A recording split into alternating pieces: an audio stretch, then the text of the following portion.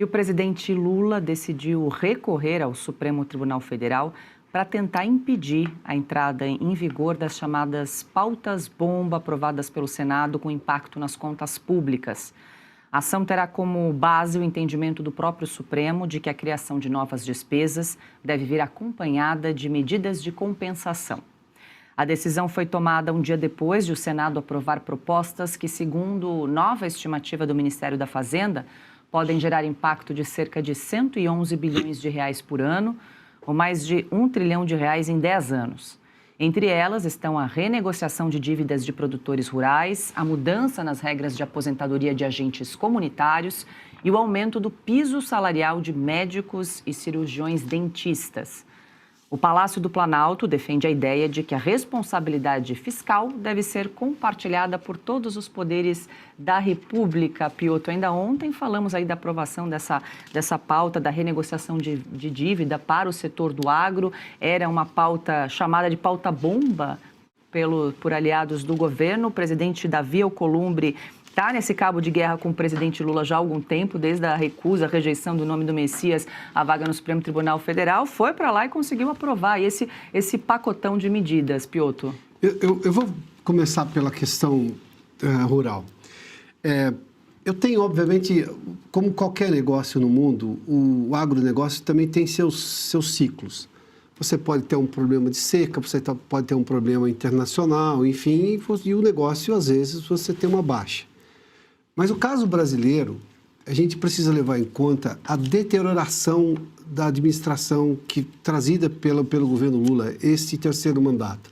Não apenas a questão dos juros, que é a principal coisa que os produtores rurais reclamam.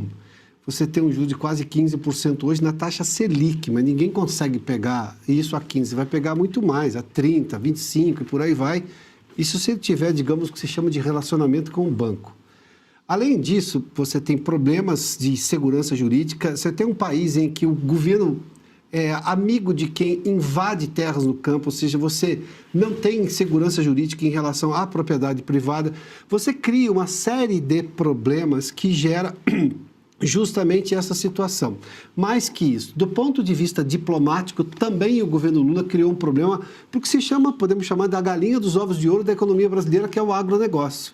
50% da balança comercial depende do agronegócio, acho que 30%, um terço, né, um pouco mais de um terço, em torno de um terço do PIB vem do agronegócio brasileiro, que há 30 anos era infinitamente menor do que é hoje. Veja só o que é tecnologia aplicada no campo, competência, porque não basta você ter terras. Terras um monte de lugar tem, mas aqui no Brasil conseguiu se fazer, por exemplo, coisa da Embrapa, mérito da Embrapa, soja no Cerrado, no centro-oeste brasileiro. Diante dessa situação, algumas empresas podem ter errado na administração, mas a maioria sofre justamente com o que se chama dessa conjuntura econômica. Chamar de pauta-bomba, porque você tem que trazer algum jeito de renegociar essas dívidas. Você tem casos mais graves no Rio Grande do Sul de pessoas que atentaram para a própria vida porque não conseguem pagar a dívida. Gente que está com aquela terra, e são pequenos e médios produtores, a maioria é pequena, inclusive. Não consegue pagar a dívida, e aí o sujeito fica desesperado, vai a casos extremos. Isso não pode ser tratado com normalidade, isso tem que ter alguma intervenção. Agora, você vai pedir dinheiro para um governo que nesse momento está com problemas sérios fiscais e a culpa é só dele, porque ele herdou o caixa do governo com 54 bilhões de superávit primário, ou seja, o governo gastou 54 bilhões menos no último governo Bolsonaro do que arrecadou, ou seja, você gerou um superávit. O governo Lula tem produzido déficits recorrentes desde o primeiro ano da volta, em 2023, 2024 e 2025, e também deve produzir outro déficit agora. Aí vem todas essas outras determinadas. O país está começando a ficar asfixiado por alta de impostos, por juros altos e tudo mais, e você começa a ter outros setores reclamando alguma ajuda. E quando você tem um problema como esse, e você sabe que o governo é responsável direto pela maior parcela da culpa da situação que nós estamos vivendo hoje, aí o governo vai lá e reclama que não pode, porque não dá, é pauta-bomba daqui. Não, chamar de pauta-bomba não vale. Para este caso, não vale. Se você for lá tirar um monte de esqueleto do armário, de coisas que o sujeito poderia ter tido isso e aquilo, benefício lá de 1980 a 1990, tudo bem. Você traz um problema sério para agora. Agora, este caso específico, o agro não estava indo mal até o governo Lula chegar. E vai ter uma safra recorde, porque isso só depende do homem do campo. Tem problemas, por exemplo, a questão diplomática com relação a você negociar a possibilidade de ter insumos para o agronegócio. Estou falando de fertilizantes, mas a diplomacia do governo Lula é ruim, é extremamente ruim. O agronegócio está numa situação de quase calamidade do ponto de vista financeiro, sobretudo para a maioria dos pequenos, médios, né? Porque a situação econômica do governo é ruim, a ponto de afetar até o agronegócio, que tem um mercado gigantesco lá fora.